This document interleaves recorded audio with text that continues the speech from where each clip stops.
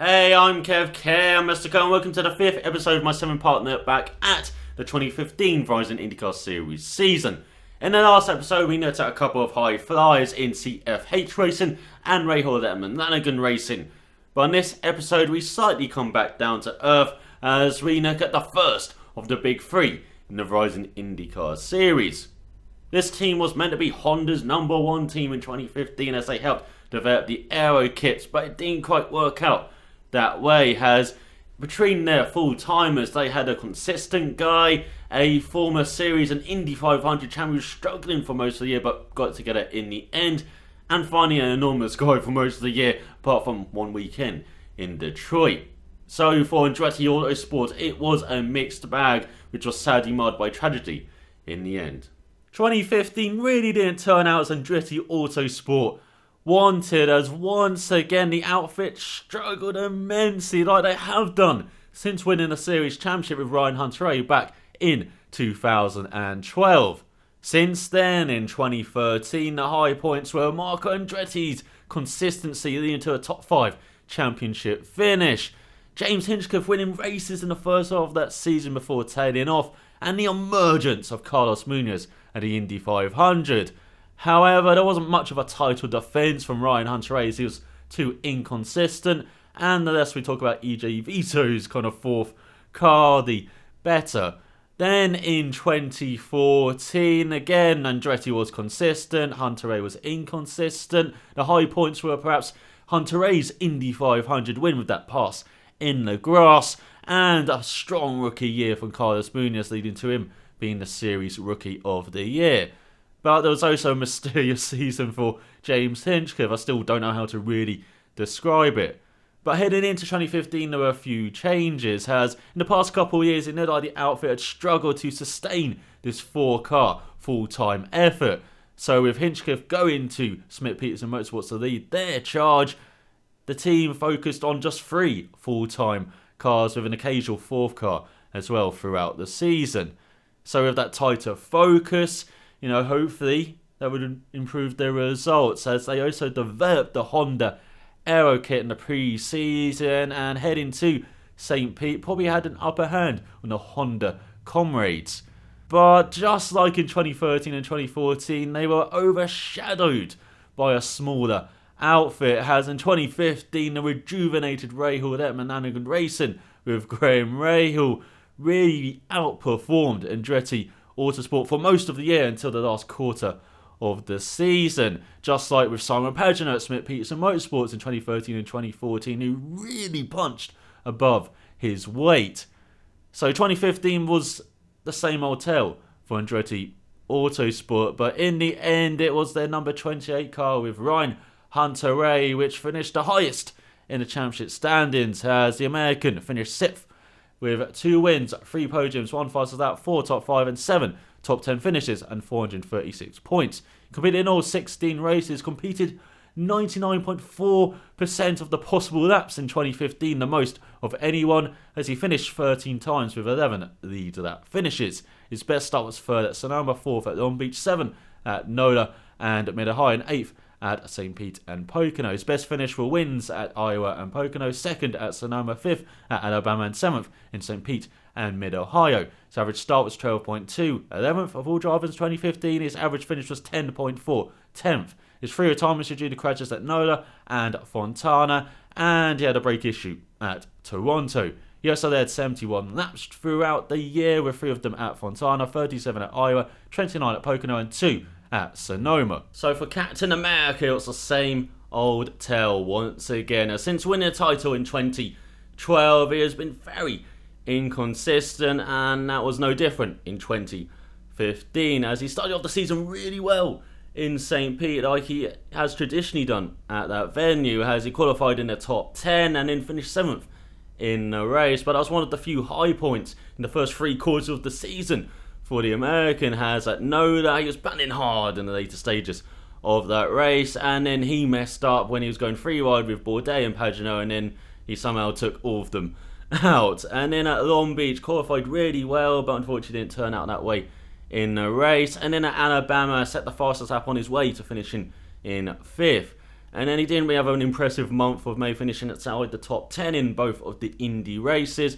And then in the duel in Detroit, finished outside the top 10 in the first race, while finishing 8th in the second. So at the halfway mark, he was outside the top 10 in the standings, and it didn't look like he was going to improve anytime soon, as at Texas, well, he wasn't really there, was he? And then at Toronto, he had these brake issues, but then at Fontana, he had his best race of the season up to that point. I think we could say that about a few drivers at Fontana. He did a few laps, was running really well in the latter stages of the race, but once again, he was going 3 wide in the latter stages of the race, and just like at Noda, it turned into disaster with a frightening crash for Ryan Hunter-Reay and for Brian Briscoe. Unfortunately, brilliant job that they were both unharmed after that. And then at Milwaukee, again finished outside the top 10, so heading into the final quarter of the season, I think it was like 14th in the standings. Didn't look like he was improving much, even though he's logging in the laps, was getting all of these finishes. As I say, completed the most laps of anyone in 2015. He just wasn't having much pace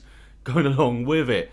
So it was a bit of a surprise seeing him win at Iowa, where once again he was chased down by Joseph Newgarden in that stage of that race, but held on just like he did in 2014, even though we didn't really notice, as Ed Carpenter and Serge Kern, when they were the box office, that was the box office match that we saw from that race. And then at Mid-Ohio, finished in the top 10 once again, and then at Pocono, showed his oval prowess as he just led a few laps and was running well throughout the whole of the race, and was the main beneficiary of Gary Chavez's Brian Autosport engine blowing up the latter stages of that race, as Hunter-Reay once again won from Joseph Newgarden. So heading to Sonoma, he was 11th in the standings, but he won a couple of races now. He was on a good run, and at Sonoma, he probably had his best race or best weekend of the season, as he had his best qualifying, finished 3rd in qualifying, and then in the race had a couple of laps on his way to 2nd in that race, to leap up from 11th to 6th in the final standings. Kind of highlights how ridiculous double points for the season finale is, as he jumped ahead of guys like Newgarden and Marco Andretti, who had way better seasons than Hunter-Reay did, but just because he was brilliant at the season finale, he jumped up 5 places. He would have jumped up into the top 10 for sure, but into the top 10 of those guys, not so sure. Putting my personal grievances about double points aside, as a whole in 2015, Ryan Hunter-Reay really was not impressive, apart from that final quarter of the season where he's one of the best drivers in the championship. So for Ryan Hunter-Reay after 2015, I really do wonder if he has it in him to do another title challenge like he did in 2012, as he's just not been consistent enough since then, or if he will win an Indy 500. As after winning the championship in the Indy 500, you would have thought, he's going to be the most popular driver in the series. He is an American champion. But no one gives 2 shits about him, it feels like. It's just strange being Ryan Hunter-Reay in the Verizon IndyCar series. We want the Americans of Newgarden, of Rahal, of Andretti to do well, but you talk about Ryan Hunter-Reay, no one really cares. And it's strange how we see people complain about, we want Americans winning, we want them to do well. Well, you've had an American doing well for like the past decade, and you haven't bothered, you don't really care about him. So for being Ryan Hunter-Reay in the Verizon IndyCar series, it's a very strange place. I do feel a bit sorry for him, as well as everyone is now focusing on Rahal and Newgarden, and his time seems to be past now. So for Ryan Hunter-Reay in the future, it's very uncertain if he will ever challenge, if he will ever do well.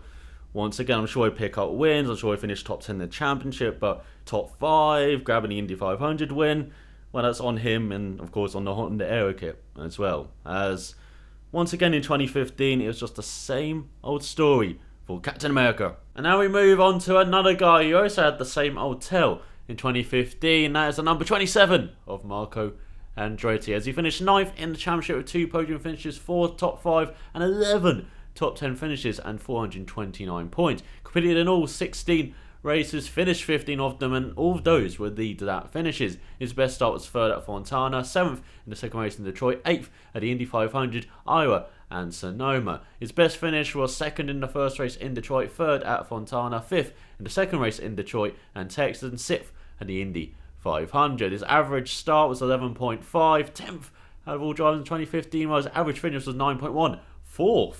His one retirement was due to a crash at Pocono, and he led 60 laps throughout the year, 23 of them in the first race in Detroit, 2 at Texas, 31 at Fontana, and 4 in Sonoma. So there's not much to talk about Marco in 2015. He was just his very consistent self once again with 11 top 10 finishes. Very impressive, as you know, in the second half of the year he had 5 of them. In the first half he had 6 of them, which is really impressive considering where the Honda Aero kit was, of course, in the first half of the year. And he was battling Graham Rahal for the best Honda driver basically in that first half of the year, before Rahal started winning races, getting more podiums, getting the top 5s in the second half of the year, and pulling away from Marco and challenging for the title. We haven't seen that from Marco, you know, in his IndyCar career though, what Rahal managed to do in that second half of the season, as he just got overshadowed by him and by Ryan Hunter in the last quarter of the season, when his teammate really, you know,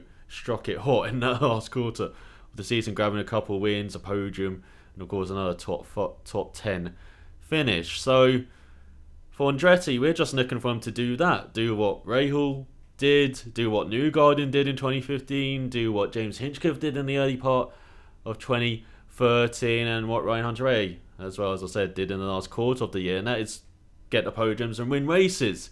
Has, since having a miserable year in 2012 where he finished 16th in the standings with just the podium at Iowa, lots of question marks about Marco, and he answered them emphatically in 2013 with 15, I think it was, top 10 finishes out of 19 races, on his way to 5th in the championship. And then in 2014, over half the races he finished in the top 10, again on his way to 9th in the championship. And I'll say in 2015, once again 9th in the championship, and over half the races in the top 10. So we know what Andretti is like. He's just turned into this very consistent driver, not getting many top 5 finishes though. He had 4 top 5 finishes, the same as Hunter in 2015, grabbed two podiums once again in 2015, just like he did in 2014, just like he did in 2013.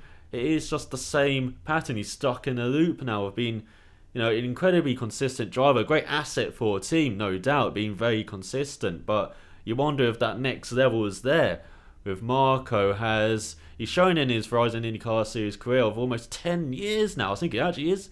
It was 10 years last year, where he's finished in the top 10 in the championship 8 times now, just like miserable year in 2012 and in 2007, when he suffered a bit of a sophomore slump on his way to 11th to the championship. So, you know, he knows how to finish in the top 10, but only 1 top 5 finish in the championship in 2013, and only 2 wins as well in over 150 races. You know, he won in his rookie year at Sonoma, and then he won at Iowa in 2011. So 2016, it's about time for him to rack up another win. We'd be very interested to see where and when that happens. But that's his goal in 2016, is to win more races, get more podiums. He talked about that in the off-season, where he's just fed up, it feels like, of just, you know, being the consistent guy. He wants to take the next step up. We want to see him take the next step up, but I do wonder if it actually is there for Andretti. As I said, he was very strong in the first half and then just didn't push on like Rahal did, like Newgarden did for most of that year, like Hunter did in the last quarter of the year. So before I keep repeating myself, I'm in a loop like Andretti's career in the past few years. But in 2015, a very consistent season, just at retirement at Pocono, very hard hitters, I remember, into the wall. And that's what we've come to expect from Marco. We're just looking for him to take the next step in 2016. He's looking at himself to take the next step in 2016. And I really hope he does. As I said, in 2015, he was just the Hawkeye of IndyCar. Actually, that's a miserable comparison. I won't stoop him to that level, but he was just Mr. Consistent once again. So we move from Mr. Consistent to Mr. Anonymous, and the final full-time Andretti Autosport driver in 2015, Carlos Munoz, in the number 26 car, as the Colombian finished 13th in the standings with 1 win, 1 podium, 3 top 5 and 7 top 10 finishes and 349 points. Competed in all 16 races, finished 14 of them with 12 lead-out finishes. His best start was 4th at Texas, 6th at Pocono, 11th at the Indy 500, the second race of Detroit and Fontana. His best finish was that win in the first race in Detroit, 5th at Iowa and Pocono, and 6th at Alabama and Texas. His average start was 14.0, 19th, and his average finish was 12.1, 15th. His two retirements were due to a water leak in the second race in Detroit and an engine issue in Toronto. He led 25 laps throughout the year, 3 of them at the Indy 500, 8th in the first race in Detroit and 14th at Fontana. So Munoz suffered the fabled sophomore slump in 2015, just like his teammate Marco Andretti did way back in 2007. And it was strange, I just didn't really notice Munoz for the most part of the season. You know, it's a bit like Charlie Kimball, where they appear at one race and they've gone again for a few races, then they appear again. They're just very anonymous. Perhaps I wasn't paying enough attention, but it was just like that in 2015. There was no, real high moments, grabbing your attention for Munoz apart from that one race in Detroit, where like Marco Andretti was actually going to win that race. He was leading comfortably for the most part, but Munoz had the pace and the strategy to leapfrog his teammates and grab his maiden Verizon IndyCar Series win. It was a superb drive and kind of reminded me of how he shot onto the IndyCar scene back in 2013 with a one-off outing it was meant to be at the Indy 500 with Andretti Autosport, as he's battling for the title with the team in the Indy Lights Championship, the second tier to the Verizon IndyCar Series, in a year where he finished third in the stands in the end,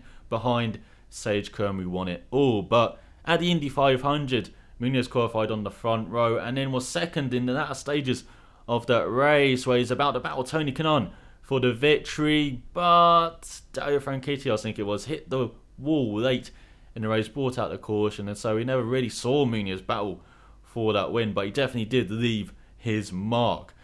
And then after an outing with Panther Racing in the second race in Toronto that year, he had another outing in the season finale at Fontana, and he was a madman that race. He was running this low groove the whole race, while everyone else was running kind of the middle and high groove. Unfortunately, it caught him out in the end, but he just highlighted that we've got another crazy Colombian coming onto the scene, just like we saw with Montoya back in kart in 1999. And so heading into 2014, he did kind of deliver on expectations. Grabbed a few podiums, grabbed a couple more top 5 finishes, on his way to 8th in the championship in the end, and Rookie of the Year honours ahead of Mikhail Aleshkin, even though I thought in the end they were quite similar. But in 2015, he just, disappeared for the most part, as I said. There was that win in Detroit. There were a few top 10 finishes at Long Beach and Alabama in the first half of the year. And then in the second half of the year, he finished 6th at Texas, 9th at Mid-Ohio, and then grabbed a couple of top 5s as well in the last quarter of the season. At Iowa, he finished 5th. I'll be honest, I didn't really notice him because there were other things happening that race. And then at Pocono, again, he finished 5th. Again, I didn't really notice that. But again, there are many other things that happened in that race, unfortunately. So for Munoz, apart from that race in Detroit, I don't really remember him in 2015. And it's kind of disappointing to see that from him, as he was the Andretti Autosport driver who really struggled with the aero kit. It seemed like Hunter Ray for the most part as well.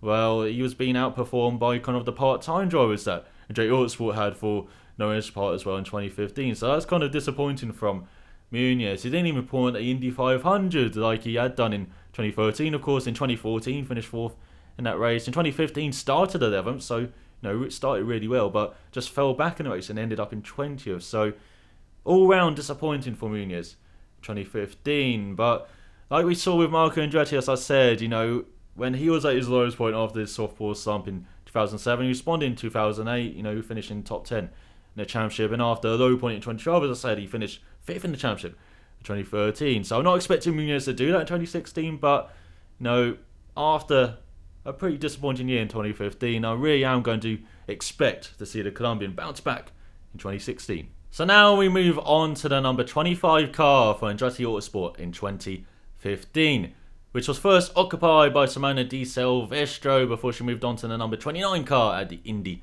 500. Overall, she finished 30th in the stands with 1 top 5, 1 top 10 and 66 points. She competed in 3 races and competed every lap in those races. Her best start was 11th at St. Pete and 18th at NOLA and the Indy 500. Her best finish was 4th at NOLA, 18th at St. Pete and 19th at the Indy 500. Average start was 15.7, 23rd, and average finish was 13.7, 17th. And it was just fantastic to see the Swiss Miss back in the Verizon IndyCar after that ill-fated gamble with Sauber in F1 in 2014, which basically just took all the money in the end. But she signed over in Andretti Autosport last year, competes in Formula E for them, and she had the odd IndyCar outing last year with that 4th place finish in Nola being the highlight. Very good finish, with all that chaos around, just keeping it on the road, and that's what she did in her outings, competing every lap of the race in which she competed in. That's quite impressive. So I would like to see her have more outings in 2016, which has been rumoured for her Formula E teammate Robin Frins. She didn't have much opportunity to show what she could do in 2015, but I hope she gets more opportunities in 2016. And after Di Silvestro, there was Justin Wilson in the number 25 car during the month of May, and he was going to compete in the last 5 races of the season. As he finished 24th in the final stands with 1 podium, 1 top 5, 1 top 10 finish and 108 points. Competed in 6 races, finished 3 of them with 1 lead-out finish. His best start was 6th at the Indy 500, 7th at Pocono, 14th at Mid-Ohio and 15th at Milwaukee. His best finish was 2nd at Mid-Ohio, 17th at Iowa and 21st at the Indy 500. His average start was 13.0, 14th. His average finish was 16.2, 27th. And he had 3 retirements due to gearbox issues at the Indy GP, engine issue at Milwaukee, and the crash in Pocono. He led 11 laps during the year, 2 of them at the Indy 500, 1 at Milwaukee, 6 at Mid-Ohio and 2 in Pocono. So what is there to say about Justin Wilson that hasn't already been said? But the Englishman heading into 2015 gambled. He didn't stay with Delcoin Racing. He finally wanted a seat among the bigger teams in the Verizon IndyCar series after punching above his weight with Delcoin, particularly in 2013, finished 6th in the standings, in 2009 grabbing the team's first win after a quarter of a century trying. So for 2015, Andretti Autosport, they gave him a home. As for the month of May, it didn't quite work out for him in the Grand Prix of Indianapolis and during the race in the Indy 500, despite a superb qualifying. But then he was given the last 5 races of the season with the help of Honda, put him in that 4th seat at Andretti Autosport, and I think it's no surprise that Andretti Autosport really came alive in the last quarter of that season once Wilson came on board. Although he didn't grab the results initially at Milwaukee or at Iowa, he did at Mid-Ohio. The strategy really helped him out, but he did have some superb pace, made one of the best moves of the season, going out around the outside. I think it was Montoya and Dixon in that S after the back straight. It was just superb judgment from him, which he showed once again at the end of the race in battling with Graham Rahal for that win, being very hard and fair, but really just showed the professionalism of Wilson to finish behind Rahal, Honda's title challenger. And then came Pocono, where Andretti Autosport was strong in qualifying, was strong in the race as well, particularly with Ryan Hunter-Reay. And Wilson, they had a few laps during that race and was running well until he kind of fell back in the second half of that race. And then, of course, when Sage Cohen crashed from the lead, we know what happened. And, it's just from a racing point of view, it's just a real shame to see this for a guy who worked so hard, to get a top seat, in American Open Wheel Racing. Never really got that. He got one at Newman Haas, Langen Racing for Champ Car in 2008, but then the merger happened. So he finally got it with Andretti Autosport. They were working hard, to get him in that seat full time for 2016, and then that happened. So from a racing point of view, just incredible shame for a guy who worked so hard to finally achieve what he wanted and get taken away like that. And we've heard all about what a fantastic person he was as well, after the fateful accident. And, I remember Justin Wilson, mainly for his on-track achievements. As I said, I'd never met the guy, but he's going to be a huge loss for IndyCar, going from this season onwards. He really does leave a big hole, like his former karting rival, like his fellow Englishman Dan Meldon did, 5 years ago. And the number 25 was run as a tribute to Wilson at Sonoma with his good friend Oil Serbia at the wheel, as the Spaniard started 19th and finished 12th in that race.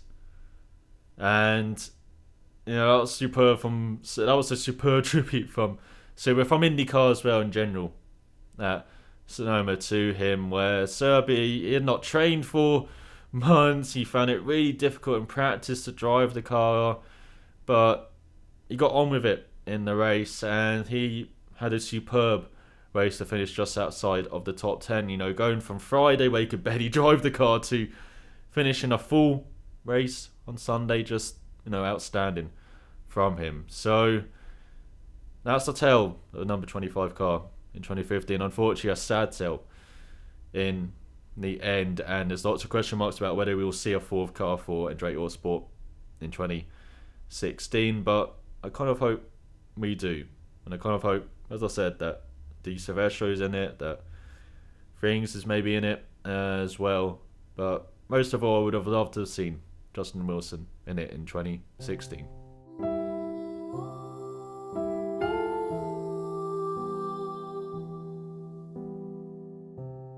So that's the first of the big three looked at. In the next episode, we are looking at the captain's team, who once again fell at the last. So thanks for watching, and I will see you next time.